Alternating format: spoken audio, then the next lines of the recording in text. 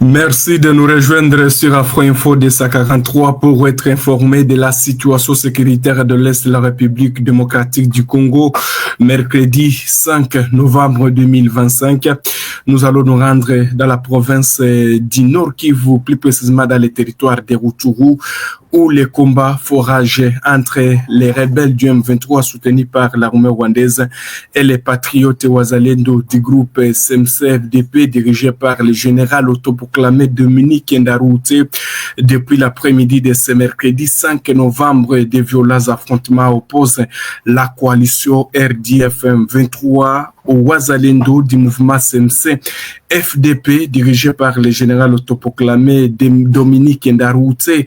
Les combats sont dans la chefferie de Bwito au territoire de Rutshuru. Nous sommes dans la province du Nord Kivu. Les porte-parole de Wazalendo dans la zone, Maître Héritier Gachegou, a confirmé l'information, précisant que les combats se concentrent autour de plusieurs villages, notamment Rusave, Mudugudu, Sissa, Machango, Kibede, Rutiba et Kiyeye. Selon lui, les hostilités ont été déclenchées par l'armée rwandaise contre les positions tenues par les Wazalendo. Ces derniers auraient riposté vigoureusement, provoquant des violents échanges de tirs qui se poursuivaient encore dans la soirée.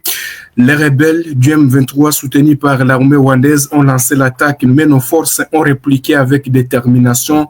Les affrontements se poursuivent sur plusieurs axes, a déclaré Maître Héritier Gachegou, porte-parole. Et d'ailleurs, les images que vous êtes en train de regarder, ce sont les images du village Machango. Machango, c'est une agglomération où les combats se poursuivent entre l'armée rwandaise et les patriotes wazalendo.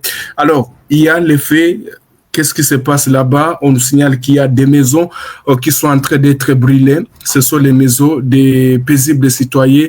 La coalition RDF M23 est en train de brûler ces maisons. Et d'ailleurs, les Wazalendo accusent l'armée rwandaise et ses supplétifs du M23 de brûler toutes ces maisons dans le village de Machango. Aucun bilan humain ou matériel n'est encore disponible en fait d'après-midi. Les combats étaient toujours en cours. Toutefois, la même source est acquise, comme je l'ai évoqué, la coalition ou l'armée rwandaise et ses supplétifs du M23 d'avoir incendié plusieurs habitations civiles dans certaines localités, notamment à Machango. Les villages d'ailleurs que vous êtes en train de regarder ici, c'est une image qui venait d'être prise tout à l'heure par les habitants de la région où les habitants ont fui puisque la coalition RDF M23 a subi beaucoup de pertes et les partis se déversaient leur colère au sein des maisons des paisibles des citoyens. Vous devez retenir, chers téléspectateurs d'Afro Info de 43, malgré que cette coalition lance des offensives sur les Wazalendo, mais les Wazalendo sont en train de contenir toutes ces attaques, puisque selon Maître Héritier Gachegou, cette coalition a subi des lourdes pertes face à la résistance de ces éléments. Nous n'avons pas encore le nombre exact des maisons incendiées, mais d'après nos sources sur place, une grande partie de l'agglomération de Machango a été réduite en cendres, ajoute Gachegou. Je vais vous laisser suivre un des témoins qui était sur place. Il est en distance, il a pris ces images où il déclare clairement que ces maisons ont été brûlées par l'armée rwandaise. De Bwito. Ce mercredi 5 novembre 2025 à 13h15 heure locale, les hommes de Paul Kagame en 23 bar AFC continuent d'incendier les maisons des paisibles citoyens dans le village Machango, un groupement de Bukombo, une chefferie de Bwito. Voilà, vous venez de suivre ces témoignages d'un habitat qui a réussi à filmer ces images puisque les combats sont toujours en cours du côté des Machango. Ces affrontements s'inscrivent dans un contexte de tensions persistantes dans le territoire de Rutshuru où la coalition RDF M23, selon Kinshasa, continue d'occuper plusieurs localités malgré les appels au cessez-le-feu et les initiatives régionales pour un retour à la paix. Les combats s'intensifient toujours dans le territoire de Massissi, également Rutshuru. Et d'ailleurs, on va revenir sur cette information dans les heures qui suivent, puisque, comme je l'ai évoqué de le début, les combats sont toujours en cours. 17h28 dans la chefferie de Bwito. Nous allons nous rendre dans le territoire de Walikale pour voir aussi qu'est-ce qui se passe.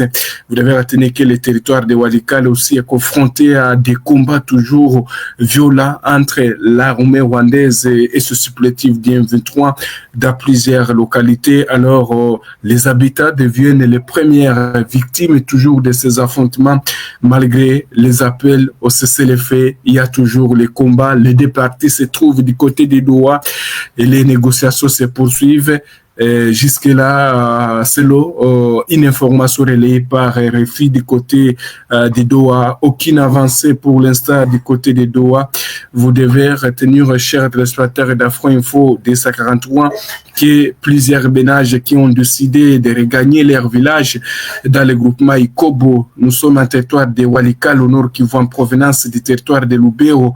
Ils étaient réfugiés lors des violences armées dans leur village entre la coalition RDF M23 et les forces gouvernementales appuyées par les Wazalendo font face à plusieurs difficultés, notamment d'ordre sanitaire.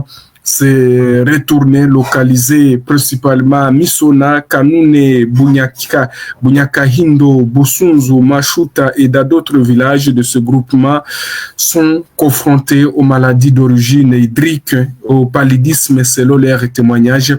Cependant, la prise en charge médicale pose un sérieux problème car toutes les structures sanitaires n'ont pas de médicaments. La majorité a été payée lors des affrontements entre les belligérants, rapportent nos sources de la zone. Et bien que présents, les infirmiers ne savent pas ouvrir les portes des structures sanitaires car tout a été emporté lors des combats. Et puisque dans les territoires aussi des rues de Walikale, on se rappelle, il y a toujours des combats chaque jour qui opposent les éléments du M23 appuyés par l'armée rwandaise et les résistants Wazalendo appuyés par les forces armées de la République démocratique du Congo. Alors, dans le territoire de Lubero, le calme règne comme dans le territoire de Massissi. C'est mercredi 5 novembre 2025. Alors que du côté du Sud Kivu, hier, je le disais que les Wazalendo maintiennent toujours l'agglomération de Bilalombili, puisque c'est hier que les Wazalendo ont réussi à récupérer les villages de Bilalombili, également une grande partie du côté de Mikengi. Là, nous sommes tout juste du côté de Minembwe et selon une source en provenance de Minembwe serait encerclé par les Wazalendo qui sont en train de faire face au groupe ou à la coalition Twirwaneho, également allié au M23, RDF dans cette zone. Vous devez retenir que ces derniers temps aussi le combat s'intensifie dans les territoires de Fizi, dans la province du Sud Kivu. Pour l'instant, le calme règne sur les lignes de fraude de Mikengi, Bilalombili, après sa prise par les résistants Wazalendo. Merci beaucoup et ça a été un grand plaisir pour moi de vous retrouver. C'est mercredi 5 octobre 2025. Nous allons revenir encore vers vous dans les heures qui suivent. Restez connectés. Les informations continuent sur toutes nos plateformes. Nous sommes arrivés à la fin de cette édition. Merci à vous de nous avoir suivis jusqu'ici. Si vous avez apprécié ces contenus, n'oubliez pas de vous abonner à notre chaîne, d'activer la cloche de notification pour ne rien manquer de nos prochaines vidéos. Likez et partagez cette vidéo. On se retrouve très prochainement. À bientôt.